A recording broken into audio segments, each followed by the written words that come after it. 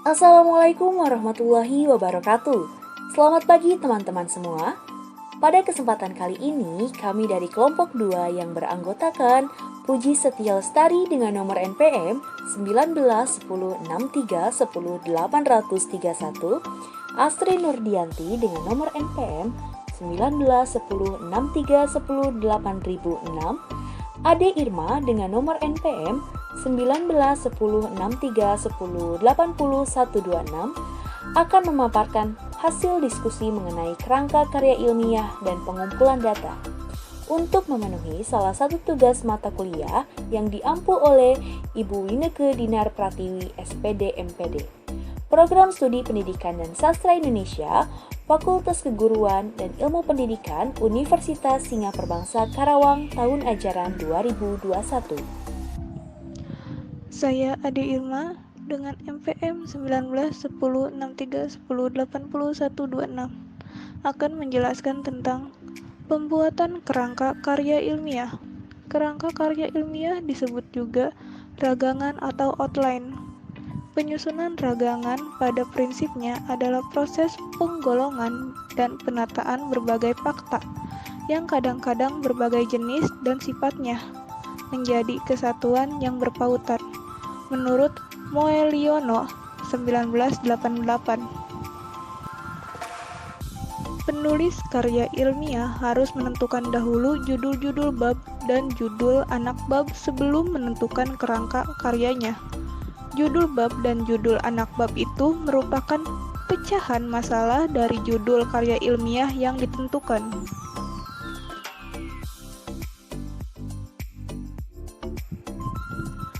Hal yang dapat bersangkut pautan dapat dibacakan dalam karya ilmiah adalah 1. Pengenalan papan partikel. 2. Pengembangan papan partikel. Kedua anak bab itu masih dapat diperinci lagi dengan jalan memecahkan anak bab tersebut ke dalam bagian yang sekecil-kecilnya. Misalnya, judul anak bab, pengenalan papan partikel, dapat dipecahkan lagi menjadi A. Jenis-jenis papan partikel dan B. Sifat-sifat papan partikel. Jika sudah merasa yakin bahwa masalah itu sudah dipecahkan menjadi bab, anak bab, dan anak bab menjadi sub anak bab seperti itu, kini penyusun karya ilmiah dapat menuliskan kerangka atau ragangan karya ilmiahnya. Ragangan inilah yang akan membimbing penyusun. Jika ragangan seperti itu dianggap final, langkah berikutnya adalah pembuatan rencana daftar isi karya ilmiah. Ragangan masalah yang dianalisis ditempatkan pada bab 2 dalam daftar isi. Untuk membuat daftar isi yang lengkap, analisis masalah yang hanya satu bab dilengkapi dengan tajuk prakata, daftar isi, daftar tabel jika ada, daftar gambar jika ada, dan bab pendahuluan. Bab 1 pendahuluan itu terdiri atas latar belakang, rumusan masalah, tujuan penelitian, kerangka teori, populasi dan sampel, serta metode dan teknik penelitian. Kemudian pada bagian akhir daftar isi dicantumkan tajuk bab kesimpulan dan saran, daftar pustaka, serta lampiran jika ada. Astri Nurdianti dengan nomor NPM 006 akan melanjutkan materi dari saudari Ade Irma. Untuk selanjutnya, contoh kerangka karya ilmiah tentang pelecehan seksual pada anak di Jakarta International School. Yang pertama dapat kita tulis dengan prakata dengan nomor halaman I2. Selanjutnya, daftar isi dapat kita tulis halamannya dengan I3. Lalu bab 1 pendahuluan, lalu 1.1 latar belakang, 1.2 rumusan masalah, 1.3 tujuan penelitian, 1.4 kerangka teori, 1.6 sumber data, 1.6 metode dan teknik penelitian. Untuk halaman dapat kita sesuaikan dengan isi dari bab 1 pendahuluan tersebut. Lalu terdapat bab 2 tentang kasus pelecehan seksual pada anak di Jakarta International School, ditulis dengan halaman nomor 6. Itu terdapat 2.1 tentang faktor-faktor penyebab pelecehan seksual pada anak. 2.2 upaya pencegahan pelecehan seksual pada anak. 2.3 pelecehan seksual pada anak di Jakarta International School. 2.3.1 motif pelaku pelecehan seksual pada anak di Jakarta International School. 2.3.2 dampak pelecehan seksual yang dilakukan pelaku terhadap korban. 2.4 upaya penanggulangan yang dilakukan oleh pemerintah terhadap kasus pelecehan seksual pada anak di Jakarta International School. Lalu yang terakhir, 2.5 hukuman yang berlaku dan paling sesuai diterapkan di Indonesia untuk pelaku pelecehan seksual pada anak di Jakarta International School. Untuk halaman dapat disesuaikan dengan isi dari bab 2 tersebut. Lalu yang terakhir ada bab 3 simpulan dan saran. Terdapat 3.1 simpulan, 3.2 saran, dan yang terakhir daftar pustaka. Halaman tersebut juga dapat disesuaikan dengan isi dari simpulan, saran, dan daftar pustaka. Berikutnya merupakan contoh kedua dari karya ilmiah tentang games online bagi pelajar dengan judul Pengaruh Game Online bagi Pelajar. Terdapat prakata dapat kita tulis dengan halaman I2, lalu daftar isi dapat kita tulis dengan I3, lalu bab 1 pendahuluan yang berisi 1.1 latar belakang, 1.2 rumusan masalah, 1.3 tujuan penelitian, 1.4 kerangka teori, 1.5 sumber data, 1.6 metode dan teknik penelitian. Untuk halaman kita sesuaikan dengan isi dari bab 1 pendahuluan.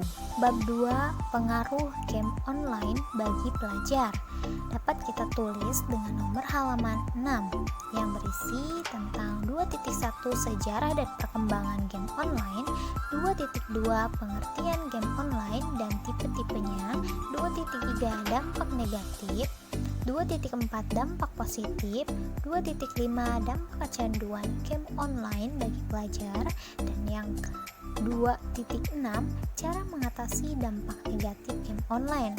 Halaman dari bab 2 ini juga sama, kita sesuaikan dengan isi dari bab 2 tersebut.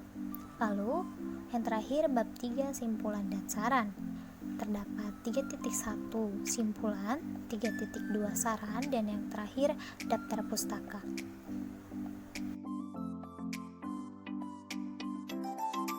Saya Puji Setia Lestari dengan nomor NPM 191063108831. 1.2 Langkah pengumpulan data. Langkah yang harus diambil dalam proses pengumpulan data yaitu mencari informasi dari kepustakaan, baik itu buku, surat kabar, majalah, brosur, kamus, internet, dan lain sebagainya. Selain didukung dengan informasi yang didapatkan dari kepustakaan, penyusun dapat memulai dengan terjun ke lapangan untuk melakukan pengamatan, wawancara, atau eksperimen untuk menjadikan dan memperkuat informasi yang didapatkan setelah penentuan judul. Tahap selanjutnya yaitu tahap pengorganisasian atau pengonsepan.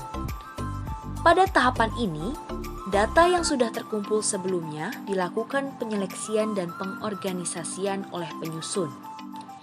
Data tersebut dibagi menurut jenis, sifat, atau bentuk. Lalu, ditentukan data mana yang ingin dibahas terlebih dahulu dalam penelitian. Dalam hal ini, proses analisis diperlukan oleh penyusun dengan teknik yang telah ditentukan, seperti halnya penelitian kuantitatif, data yang diolah menjadi bentuk statistik, ataupun data kualitatif yang diolah dengan bentuk deskriptif. Selanjutnya, tahap pemeriksaan atau penyuntingan.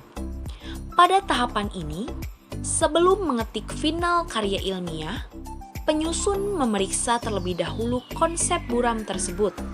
Dalam hal ini, pasti ada hal-hal yang tumpang tindih atau ada penjelasan yang berulang-ulang dan dapat dibuang penjelasan yang memang dianggap tidak perlu. Dalam hal ini juga, pemeriksaan konsep mencakupi pemeriksaan isi, cara penyajian dalam karya ilmiah termasuk penyuntingan bahasa yang digunakan.